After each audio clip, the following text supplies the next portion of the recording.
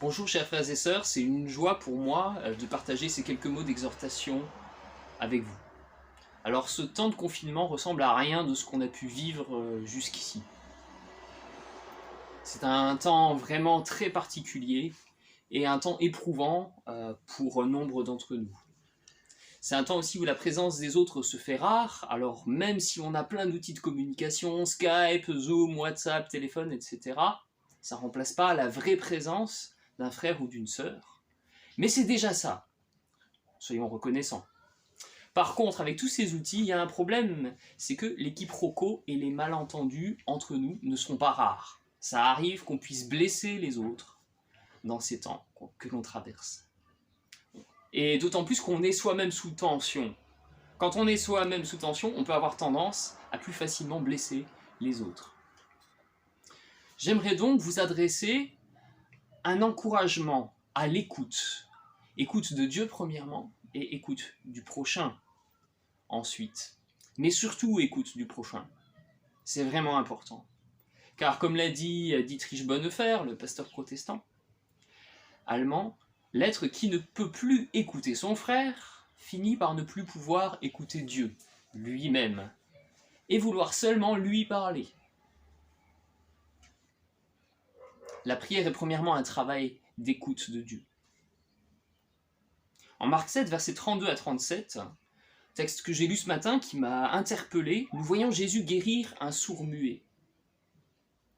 Et c'est vrai qu'une personne qui est sourde ne peut pas arriver à s'exprimer correctement. Elle ne s'entend pas parler, donc elle ne peut pas ajuster en fait les sons qui sortent de sa bouche à ce qu'elle entend avec son oreille.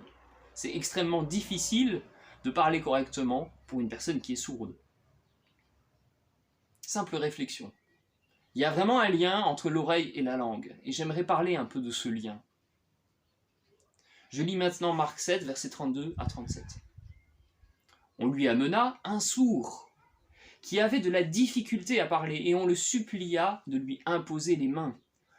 Il le prit à l'écart, loin de la foule, lui mit les doigts dans les oreilles et lui toucha la langue avec de la salive. Puis il leva les yeux au ciel, soupira et dit « Ephata », ce qui veut dire « Ouvre-toi ».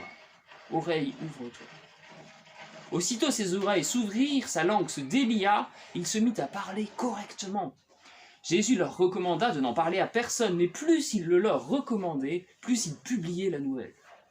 Ils étaient tous dans un étonnement extraordinaire et disaient « Il fait tout à merveille, il fait même entendre les sourds et parler les muets ». En ces temps de confinement, nous sommes en face d'un mur de silence. Et ce mur de silence nous ramène à ce qu'il y a à l'intérieur de nous, dans notre propre cœur. Et ce qu'il y a dans notre propre cœur, ça sent pas toujours très bon. C'est parfois douloureux. Dans notre cœur, il y a parfois beaucoup de souffrance, de solitude. Et dans notre cœur, ça ne sent pas toujours très bon, parce qu'il y a du péché qui est là. Et si nous sommes d'accord avec ce que Dieu dit de nous, nous sommes tous pécheurs, tous privés de la gloire de Dieu, de la glorieuse présence de Dieu. Voilà quel est notre état sans Dieu. Et même quand Dieu nous a pardonnés, nous restons une communauté de pécheurs. Même si l'Église de Jésus-Christ est une communauté de gens qui ont été sauvés, rachetés, elle reste une communauté de pécheurs pardonnés, mais de pécheurs quand même. Donc, en ces temps de confinement, notre langue elle-même se heurte à un mur de silence. Et parfois, nous avons beau tendre l'oreille, nous n'entendons rien, ni de la part de Dieu, ni de la part des autres. Ou alors parfois, ce qu'on entend de la part des autres n'est pas toujours très agréable. Oui, parce que dans ces temps où nous sommes sous pression, sous tension, quand notre langue s'ouvre pour parler et quand notre oreille s'ouvre pour écouter, ce qui sort de notre langue ou ce que nous entendons avec nos oreilles, ça sent pas toujours très bon, parce que nous sommes pécheurs.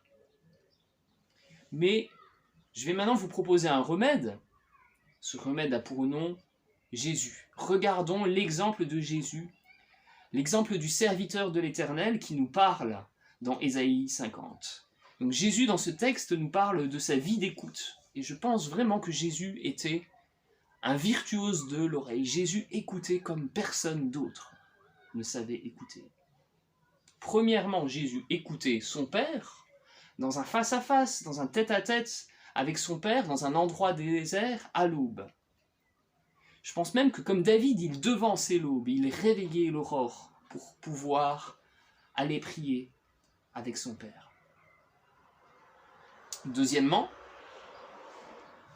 Jésus savait écouter avec compassion ceux qui souffrent, les pécheurs et les malades. Et je lis maintenant Ésaïe 50, versets 4 à 6. Le Seigneur l'Éternel m'a donné la langue des disciples, pour que je sache soutenir par la parole celui qui est fatigué. Il éveille chaque matin, il éveille mon oreille pour que j'écoute à la manière des disciples. Le Seigneur l'Éternel m'a ouvert l'oreille, et moi je ne me suis pas rebellé, je ne me suis pas retiré en arrière. Le Seigneur l'Éternel m'a percé l'oreille, et moi je ne me suis pas rebellé, je ne me suis pas retiré en arrière. J'ai livré mon dos à ceux qui me frappaient, et mes joues à ceux qui m'arrachaient la barbe. Je n'ai pas dérobé mon visage aux outrages et aux crachats. Maintenant j'ai une question pour toi. Mon frère, ma sœur, as-tu l'oreille percée ? En fait, il y avait une coutume en Israël qui consistait à renvoyer libres les esclaves tous les 7 ans. Mais si un serviteur désirait, au bout de ces 7 ans, au bout de ces 7 années, servir son maître à vie, il se faisait percer l'oreille. Je lis Deutéronome 15, versets 12 à 17. Si l'un de tes frères hébreux, homme ou femme, se vend à toi, il te servira 6 années, mais la 7e année, tu le renverras libre de chez toi. Et lorsque tu le renverras libre, tu ne le renverras point à vide. Tu te souviendras que tu as été esclave au pays d'Égypte, et que l'Éternel ton Dieu t'a racheté. C'est pourquoi je te donne aujourd'hui ce commandement. Si ton esclave te dit « Je ne veux pas sortir de chez toi », parce qu'il t'aime, toi et ta maison, et qu'il se trouve bien chez toi, alors tu prendras un poinçon et tu lui perceras l'oreille contre la porte. Il sera pour toujours ton esclave. Tu feras de même pour ta servante. Alors j'ai un scoop pour vous là maintenant, c'est que Jésus avait l'oreille percée.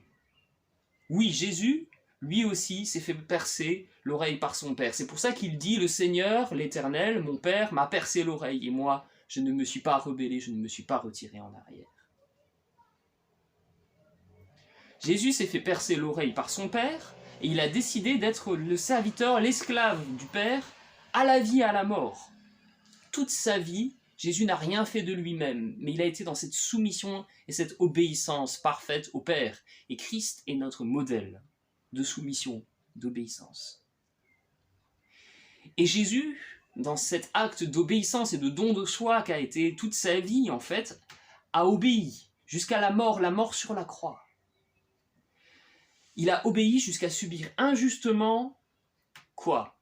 Des coups dans le dos, l'arrachage de la barbe, les outrages, les insultes et les crachats. Et toi, quand tu es critiqué par les frères et sœurs, comment réagis-tu ? Alors, si tu as une oreille de disciple, une oreille percée par Dieu, comme Jésus, si tu as cette oreille qui écoute Dieu pour lui obéir et qui écoute le frère pour le servir, tu auras aussi une langue de disciple qui soutient par la parole celui qui est fatigué. Et Dieu sait qu'en ces temps, il y a des frères et sœurs dans l'Église qui sont fatigués et découragés et qui ont besoin de ton oreille. Mais si tu n'as pas une oreille de disciple percée par Dieu, tu n'écouteras premièrement ni Dieu, ni ton frère. Car qui n'écoute pas son frère n'écoute pas Dieu, nous dit Dietrich Bonhoeffer. Et si tu n'écoutes ni Dieu ni ton frère, qu'est-ce qui va sortir de ta bouche ? Eh bien, de ta bouche va sortir une langue de vipère avec laquelle tu vas blesser l'autre. Laisse-moi maintenant simplement t'exhorter à faire une chose pendant cette période de confinement. Une chose. Pose l'oreille de ton cœur contre le mur du silence et laisse Dieu te percer l'oreille, afin que tu saches écouter comme écoutent les disciples, et soutenir par la parole celui qui est fatigué.